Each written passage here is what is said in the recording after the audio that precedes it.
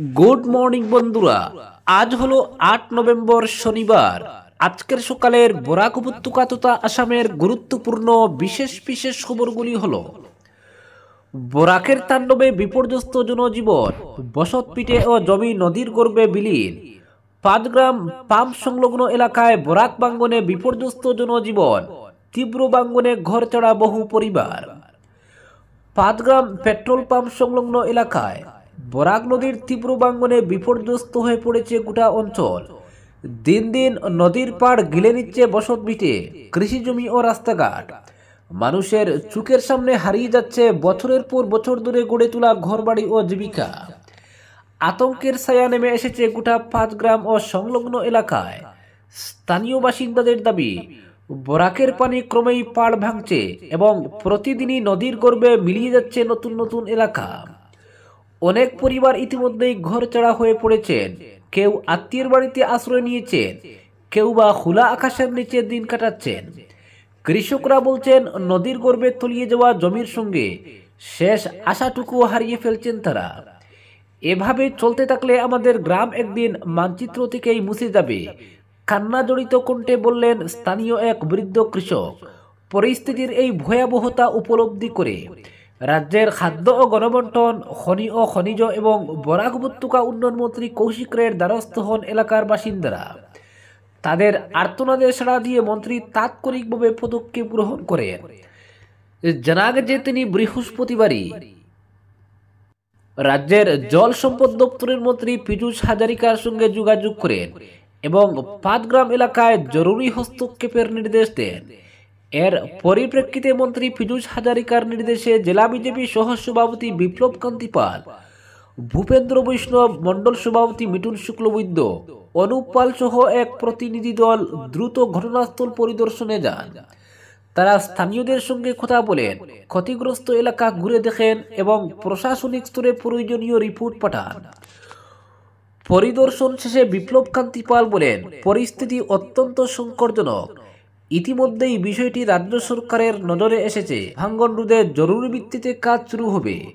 তিনি আরও আশ্বাস দেন, নদী গর্ভে যেসব পরিবারের ঘরবাড়ি বিলীন হয়েছে তাদের পুনর্বাসনের বিষয়ে মন্ত্রী কৌশিক রায়ের সঙ্গে বিস্তারিত আলোচনা করে দ্রুত ব্যবস্থা নেওয়া হবে।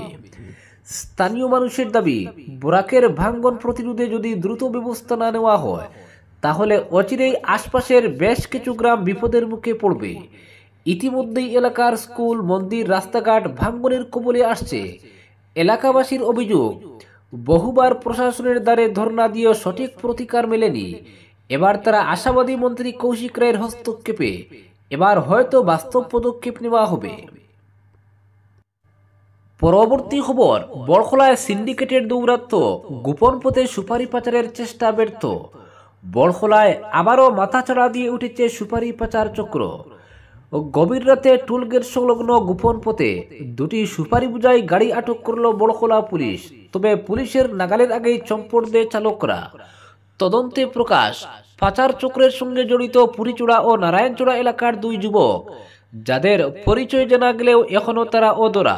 পুলিশ সূত্রে জানা যায়, গোপন সূত্রের খবর পেয়ে বড়খলা পেট্রোল পাম্প সংলগ্ন এলাকায় রাতভর অভিযান চালায় একদল পুলিশ। সন্দেহজনকভাবে চলাচল করা দুটি পিকআপ ভ্যানকে থামানোর নির্দেশ দিলে চালকেরা অন্ধকারের সুযোগে পালিয়ে যায়। পরে তল্লাশিতে গাড়ি দুটি থেকে বিপুল পরিমাণে সুপারি উদ্ধার হয়। তবে পুলিশের হাতে তেমন প্রমাণ আসেনি কারা এর নেপথ্যে বা কার ছায়ায় এমন দুঃসাহস সম্ভব হলো। অভিযোগ উঠেছে অভিযানের সময় থানার এক কর্মীর সহযোগিতায় পাচার চক্রের একটি গাড়ি পালাতে সক্ষম হয়, যদিও পুলিশ এই অভিযোগ সরাসরি অস্বীকার করেছে। বড়খলা থানার এক দায়িত্বপ্রাপ্ত আধিকারিক জানিয়েছেন, আমরা খবর পাওয়ার সঙ্গে সঙ্গেই অভিযান চালিয়েছি, কিন্তু গাড়ির চালকেরা তখনই পালিয়ে গিয়েছিল, কাউকে সাহায্য করার প্রশ্নই ওঠে না। কিন্তু স্থানীয়রা মানতে নারাজ। তাদের দাবি, তাদের জড়িত থাকার কথা পুলিশ বলছে। তাদের বিরুদ্ধে আগেও গরু, মহিষ এমনকি মাদক পাচারের অভিযোগ ছিল, কিন্তু কখনোই তাদের ধরা হয়নি। সবাই জানে কারা পেছনে আছে, কিন্তু পুলিশ চুপ। বড়খলার বাণিজ্যিক প্রবেশপথ হয়ে উঠেছে এখন সিন্ডিকেটের রণক্ষেত্র। সুপারি কাঠ এমনকি পাথর পরিবহনেও চলছে ভাগের রাজনীতি। এক সিন্ডিকেট অন্যকে সরিয়ে নতুন সিন্ডিকেটের উত্থান, এ যেন সিন্ডিকেটের উপর সিন্ডিকেট। স্থানীয়দের অভিযোগ, প্রশাসনের নীরবতা আর রাজনৈতিক ছত্রছায়ায় অবৈধ বাণিজ্যকারীরা দিন দিন বেপরোয়া হয়ে উঠছে। বড়খলার এই গোপন রাস্তাগুলি এখন পাচার চক্রের স্বর্গরাজ্য, যেখানে রাত নামলেই শুরু হয় গাড়ির লেনদেন। পরবর্তী খবর, জনবিন্যাস পরিবর্তনে রাজ্যের ভূমিপুত্রদের জন্য যে বিপদ ডেকে এনেছে সে কথা বারবারই বলছেন মুখ্যমন্ত্রী হিমন্ত বিশ্ব শর্মা। তবে এই সমস্যা শুধু আসামের নয়, দেশের জন্য যে বড় সংকট। বিহারে প্রচারের ফাঁকে দাঁড়িয়ে সে কথাই বললেন এবার মুখ্যমন্ত্রী। সিওয়ানে এক জনসভায় অংশগ্রহণ করার পর সাংবাদিকদের মুখ্যমন্ত্রী হিমন্ত বলেন, কেবল আসাম নয়, ঝাড়খণ্ড, বিহার এবং পশ্চিমবঙ্গেও জনবিন্যাস পরিবর্তনের ভয়াবহ সমস্যা দেখা দিয়েছে। এই সমস্যা গোটা দেশের জন্য বড় সংকট। তাই সময় এসে পড়েছে জনবিন্যাস পরিবর্তন রোধে পদক্ষেপ নেওয়ার। ইতিমধ্যেই প্রধানমন্ত্রী নরেন্দ্র মোদী জনবিন্যাস মিশনের কথা বলেছেন এবং শীঘ্রই জনবিন্যাস পরিবর্তন রোধে পদক্ষেপ নেওয়া দরকার। মুখ্যমন্ত্রী বলেন, আসামে হিন্দুর জনসংখ্যা বর্তমানে 60%, পশ্চিমবঙ্গে হিন্দুর জনসংখ্যা 65%-এর কাছাকাছি। জনবিন্যাস পরিবর্তনে ঝাড়খণ্ডের অবস্থাও খারাপ, বিহারেও এই সমস্যা ভয়াবহ রূপ ধারণ করেছে। তাই জনবিন্যাস পরিবর্তনের সমস্যা এখন আর রাজনৈতিক ইস্যু নয়, অস্মিতার ইস্যু এখন। তিনি বলেন, জনবিন্যাস পরিবর্তনের ভয়াবহতা কোথায় পৌঁছতে পারে তার জ্বলন্ত উদাহরণ হলো আসাম। তবে ঝাড়খণ্ড, বিহার এবং পশ্চিমবঙ্গেও এই সমস্যার কথা শোনা যাচ্ছে এখন। জাতীয় স্তরেও জনবিন্যাস পরিবর্তনের ভয়াবহতা নিয়ে আলোচনা চলছে। খুদ প্রধানমন্ত্রী জনবিন্যাস মিশনের কথা বলেছেন। এই সমস্যার সমাধানে এখনই পদক্ষেপ নেওয়া না হলে চাষের জমি, চাকরি, এমনকি সরকারও দখল করবে অনুপ্রবেশকারীরা। তাই জনবিন্যাস পরিবর্তন রোধে পদক্ষেপ নেওয়া অত্যন্ত জরুরি। এদিকে 10% উচ্চবর্ণের মানুষ ভারতীয় সেনা নিয়ন্ত্রণ করছেন। সাংসদ রাহুল গান্ধীর এই মন্তব্যের বিরুদ্ধে ফের সুর চড়ান মুখ্যমন্ত্রী হিমন্ত। রাগটাক না করে সাংবাদিকদের তিনি বলেন, 10%-এর মন্তব্য করে রাহুল ভুল নয়, পাপ করেছেন। দেশকে দুর্বল করতে ভয়ানক কথা বলছেন রাহুল। সেনা জওয়ানদের পরিচয় একটাই, সেটা হলো তারা ভারতীয়। ধর্ম, জাতি দেখা হয় না সেনাবাহিনীতে। কিন্তু রাহুল 10%-এর কথা বলে বড় পাপ করেছেন। এক কথায় রাহুলকে দেশদ্রোহী না হলে পাগল ঘোষণা করা উচিত। যদি রাহুল ইচ্ছাকৃতভাবে এই মন্তব্য করেন তাহলে সে দেশদ্রোহী, যদি অনিচ্ছাকৃতভাবে এই মন্তব্য করেন তাহলে রাহুল পাগল। একই সঙ্গে হরিয়ানায় ভোট চুরি নিয়ে রাহুলের বক্তব্যেরও কড়া সমালোচনা করেন হিমন্ত। তিনি বলেন, ভোট চুরির কথা বলতে গিয়ে ব্রাজিলিয়ান মডেলের প্রসঙ্গ টেনে এনেছেন রাহুল। বর্তমানে সেই মডেল খুরদার সমালোচনা করে চলেছেন ভারতবর্ষের। তাই রাহুলকে ব্রাজিলে পাঠিয়ে দেওয়া উচিত।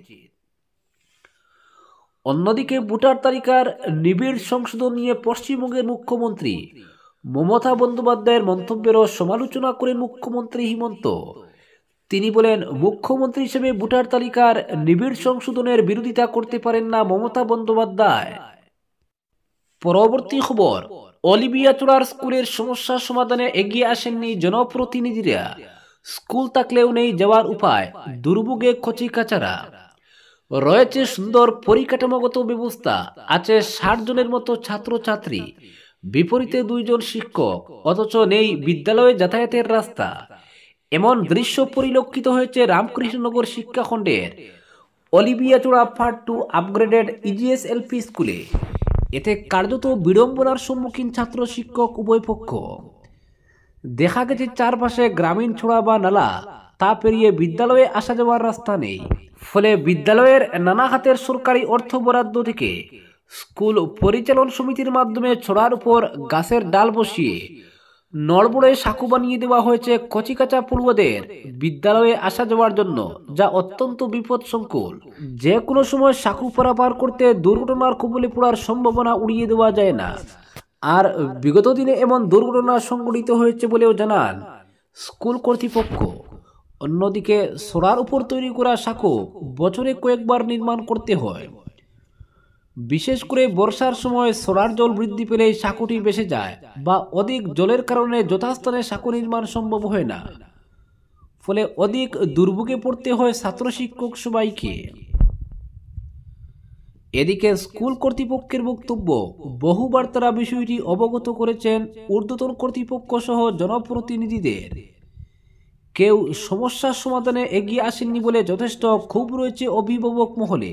এ অবস্থায় যাতে অলিভিয়াচূড়া পার্ট 2 বিদ্যালয়ের সমস্যা শীঘ্রই সমাধান করা হয় এমন দাবি স্কুল কর্তৃপক্ষ ও অভিভাবক মহলের।